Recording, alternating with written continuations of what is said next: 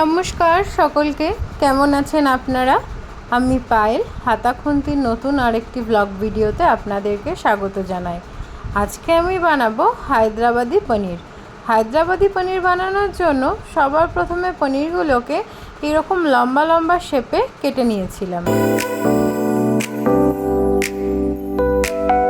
তারপরে দুটো মাঝারি সাইজের পেঁয়াজকে রাফলি চপ করে নিয়েছিলাম, আর সাথে নিয়েছিলাম 7 থেকে 8টা মতো রসুনের কোয়া আর 1 ইঞ্চি মতো আদা। পনিরগুলোকে উষ্ণ গরম জলে ফেলে জল ছড়িয়ে নিয়েছিলাম।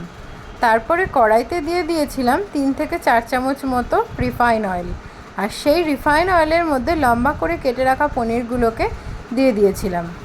পনিরগুলোর ওপর দিয়ে ছড়িয়ে দিয়েছিলাম অল্প একটু লঙ্কার গুঁড়ো, লবণ আর হলুদ। পনিরগুলোকে হালকা লাল লাল করে ভেজে নিয়েছিলাম। পনিরগুলোকে খুব বেশি ভাজার প্রয়োজন নেই, খুব বেশি ভাজলে পনিরের যে নরম ভাবটা সেটা চলে যাবে। আর সব পনিরগুলোকে 3টে মতো ব্যাচে আমি ভেজে নিয়েছিলাম।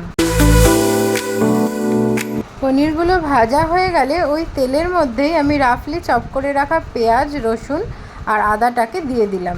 এই পেঁয়াজগুলোকে খুব বেশি ভাজার প্রয়োজন নেই, কারণ এগুলোর একটা পেস্ট বানিয়ে নেব, আর এটাকে হালকা ভেজে নিলেই হবে। তারপরে একটা বাটির মধ্যে নিয়ে নিলাম 7 থেকে 8 চামচ মতো টক দই, আর এই টক দইয়ের মধ্যে অ্যাড করে দিলাম 1/2 চামচ মতো লঙ্কার গুঁড়ো, 1 চামচ মতো ধনের গুঁড়ো।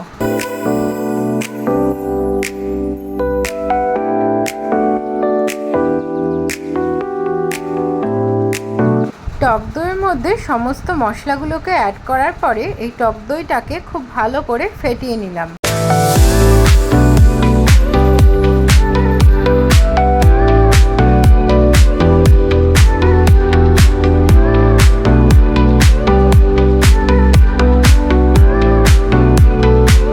তারপরে ভাজা পেঁয়াজ, রসুন, আদাকে একটা বাটিতে তুলে নিলাম, আর ওই বাটির মধ্যে অ্যাড করে দিলাম পরিমাণ মতো ধনেপাতা, 4টে মতো কাঁচা লঙ্কা, আর ভিডিওতে দেখানো পরিমাণ মতন পুদিনা পাতা, আর সমস্ত কিছুর একটা পেস্ট বানিয়ে নিলাম।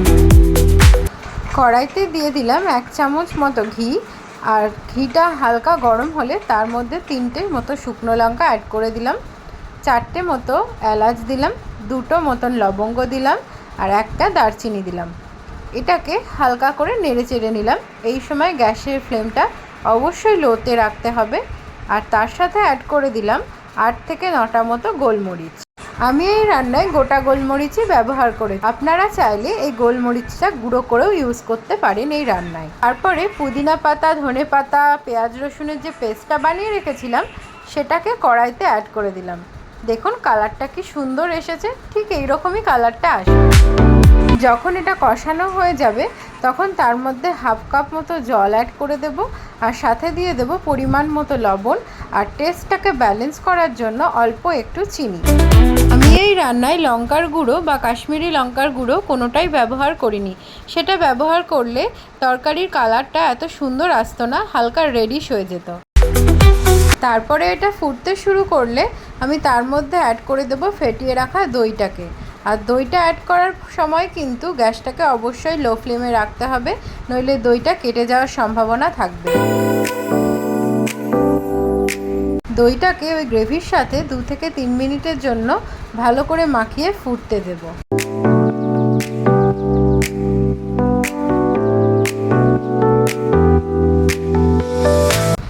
এবারে গ্রেভিটা ফুটে উঠলেই তার মধ্যে অ্যাড করে দেব ভেজে রাখা পনিরের টুকরোগুলোকে। এটাই ছিল আমার আজকের হায়দ্রাবাদি পনিরের রেসিপিটি। এই রেসিপিটি আপনাদের কেমন লাগলো সেটা কিন্তু অবশ্যই আমাকে জানাতে ভুলবেন না।